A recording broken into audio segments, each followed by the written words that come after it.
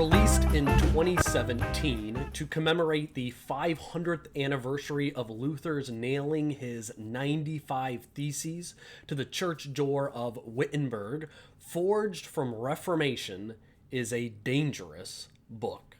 It's dangerous because it puts forward the idea that dispensationalists not only belong to a party to which we were not invited, but maybe we should be hosting the party.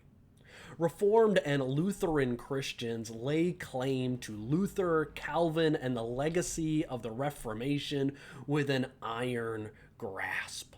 Theirs is a faith that not only traces back to Luther, Zwingli, and Calvin, but also back to Augustine himself. Dispensationalists, on the other hand, are portrayed as recent interlopers who use a childish and base interpretation of the Bible to come up with ideas and conclusions that were never before seen in church history and church doctrine until the ministry of Genn Darby. It's easy for them to dismiss dispensationalists as nothing but a novel form of teaching that has nothing to do with the Reformation. Forged from Reformation is dangerous because it presents powerful arguments that not only does dispensationalism find her roots in the Reformation and the five solas, but it may be dispensationalism who is the best representative of the Reformation because instead of locking ourselves in one place of church history through static creeds and confessions, we are the ones who continue to advance the principles of sola scriptura, sola fide, sola gratia, sola Christo, and soli Deo gloria. Dispensationalist teachings on hermeneutics finally applied the interpretation principles of the Reformers to eschatology, producing an eschatological system that would fit with Calvin and Luther's claims on how the Bible should be read and understood. There is so much to recommend in this book. I highlighted, I dog-eared it in so many places. A lot of people who love books would probably hate that I did this, but there was just so much I loved in here.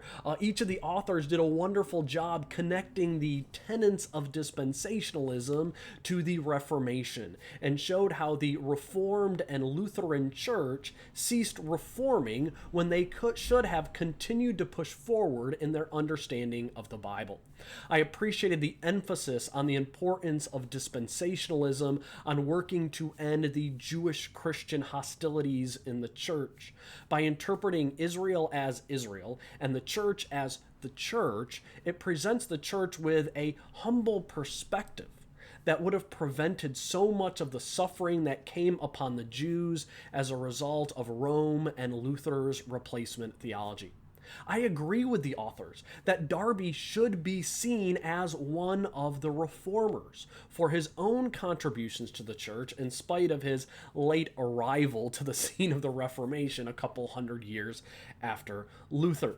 One thing I have noticed over the last few years, and this book only confirmed it, and that is the majority of the Reformed community, they just haven't taken an effort to understand dispensationalism.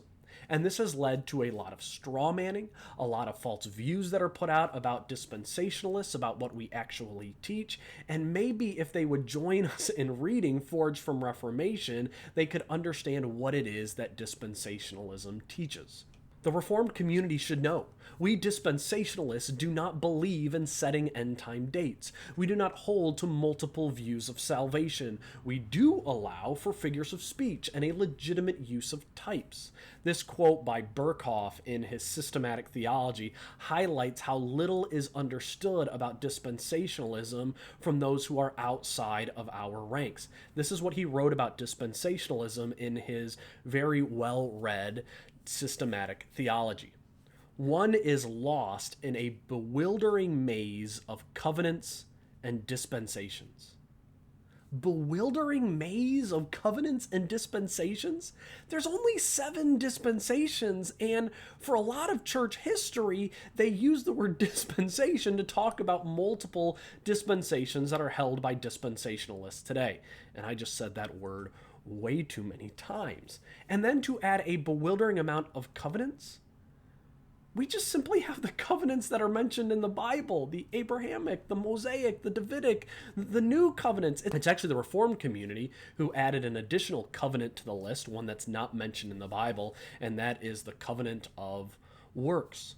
This book should be considered as must reading for both those who attack dispensationalists and those who want to defend dispensationalism, so we can come to some understanding on what it is that we actually believe. I only have two slight complaints about the book. One, I felt like there was some repetition in a couple of the chapters, as in one chapter would mention things that the previous chapter sort of just went over. I think the book could have been a little tighter, a little bit shorter, and it would have been even more effective. Second, I would have preferred some type of discussion on Menno Simons and the Anabaptists. I'm not sure how it would have fit in. I'm not sure where you could have put it, but the Anabaptists get pushed over and glossed over and forgotten far too often in conversations about the Reformation, and they had a great contribution to that time period, and it should be highlighted and appreciated. Chapters 8 through 12 in the book were easily the best and most important.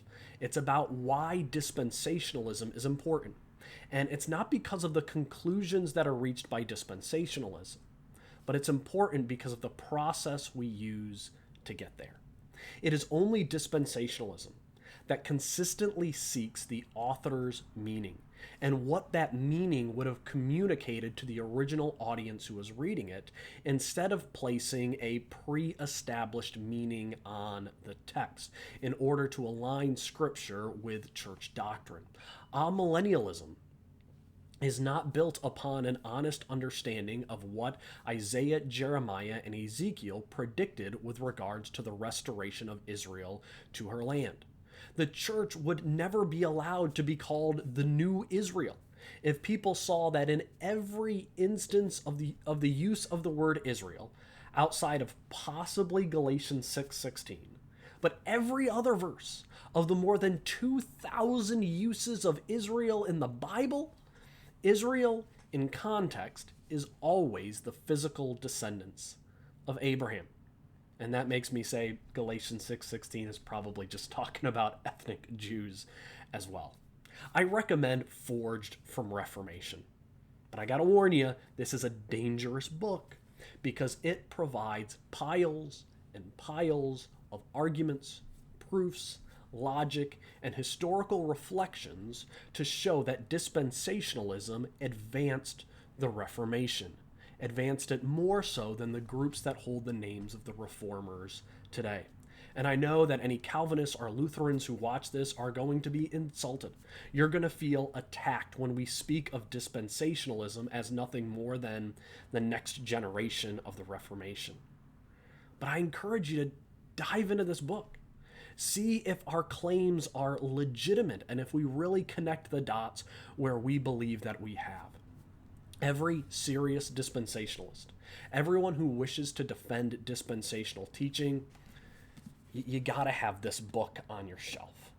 I recommend Forged from Reformation. I recommend that you read all 18 chapters, all 570 some pages, the contribution of every author. But even if you can't, this is a great book to have on your shelf to just read a couple of the chapters and have available to reference if you come across certain issues that are covered in this book. This is a book that every dispensational teacher, pastor, layperson who wants to dive deeply into this understanding of the Bible, if that is you, you need to pick up a copy of Forged from Reformation. And if you enjoyed this review, I'd encourage you to subscribe to the Rev Reads YouTube channel to stay engaged in the wonderful and insightful world of Christian literature.